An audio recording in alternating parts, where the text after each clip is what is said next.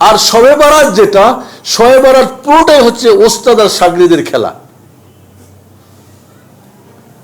আমরা ছোটকালে বিবাহিত এবং অবিবাহিত হাডুডু খেলতাম।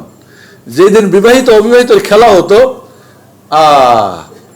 পোলাপান তো আমাদের পক্ষে অবিবাহিত, আর মুরব্বীদের পক্ষ মানে কি দাদা দাদি হিসেবে অনেক সময় দেখা গেছে বিবাহিতরা হেরে গেছে, এরপরে আবার মুরব্বীরা আমাদেরকে অনুরোধ করছে আরও 10 মিনিট খেলা, আর একটা খেলা, যাতে করে আমরা করছি, ঠিক আছে আমরা ভালো করে খেলো না, হেরে যাও দেখে জিতাই দাও। ছাত্র শাগরিদ আমরা খেলেছি অনেক সময় স্কুলে, মাদ্রাসায় ছাত্র একদিকে, স্কুলে ও সেই দিনের খেলা তো তুমুল খেলা। পুরো শবে বারাতটা হচ্ছে ওস্তাদ শাগরিদের খেলা। ওস্তাদরা প্রোডাকশন দিয়েছে আর শাগরিদরা এটাকে ডিস্ট্রিবিউট করে ফায়দা করেছে, আর কিছুই না।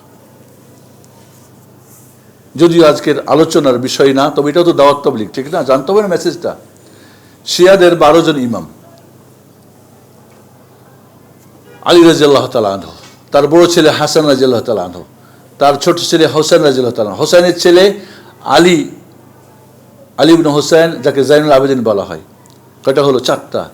এরপর হলো বাকির, তারপর হলো সাদেক, এরপরে কাদেম, এরপরে রেজা, এরপরে জাওয়াদ, এরপরে হাদি, এরপরে হাসান আল আসকারি, এরপরে 12তম ইমাম তাদের ইমাম মাহাদি, তার নাম হচ্ছে মুহাম্মদ বিন হাসান আল আসকারি রাহিমাহুল্লাহ জামিয়ান রাদিয়াল্লাহু আনহু। এই 12তম ইমামের জন্ম কবে জানেন আপনারা? 255 হিজরি তার জন্ম হয়েছে। কারণ তাদের আকীদা বিশ্বাস, এই পৃথিবীতে ইমান না থাকলে এই পৃথিবী ধ্বংস হয়ে যাবে, আল্লাহ পৃথিবী রক্ষা করার মতো তার ক্ষমতা নেই, নাউজুবিল্লাহ।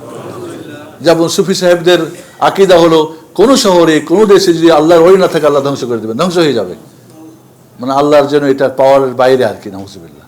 আল্লাহকে এরা সহযোগিতা করে, রক্ষা করে, এত বড় বাতিল আকীদা। তো এই তাদের আকীদা যে ইমামের জন্ম হয়েছে, শবে বারাতের রাত্রিতে এই ইমামের জন্ম হয়েছে, আর এই জন্যেই ইমামের জন্মবার্ষিকী পালন করার জন্য জটা আর ঘটা। 255 আগে শবে বারাত বলে দুনিয়ায় কিছুই ছিল না, কারণ তখন তো জন্মই হয়নি এই 12তম ইমাম মাহাদি, এবং এখন সে লুকিয়ে আছে। আচ্ছা, 255 হিজরিতে জন্ম হলে এখন চলছে কত? 1442 হিজরি। কত বছর হলো?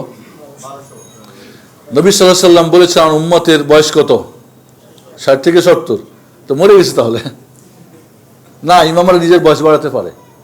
কোথায় লুকাই গেছে, কোথায় আছে ওরা জানে না, নাউজুবিল্লাহ।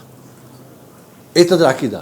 আর তাদের ইমামের যেহেতু জন্মবার্ষিকী, তাই তারা জটা ঘটা করে কোরআন টান দিয়ে, হাদিস টান দিয়ে, জয়ীফ দিয়ে, জাল দিয়ে, মিথ্যা কিসসা কাহিনী দিয়ে এরা প্রোডাকশন দিয়েছে। আর এক শ্রেণীর ওস্তাজিরা তারা এটাকে ডিস্ট্রিবিউট করে পেট পকেটের ধান্দা করে। এই হলো টোটাল শবে বারাতের ওস্তাদ শাগরিদের খেলা, এর বাইরে আর কিচ্ছুই নেই। পুরো দেখেন, পুরাটা দেখেন।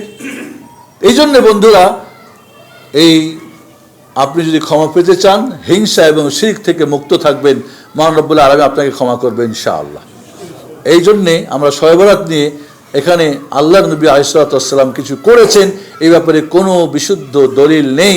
সাহাবা ইকরাম করেন নাই, তাবিঈজাম করেন নাই, ইমাম আযম আবু হানিফা রাহমাতুল্লাহ আলাইহি করেন নাই।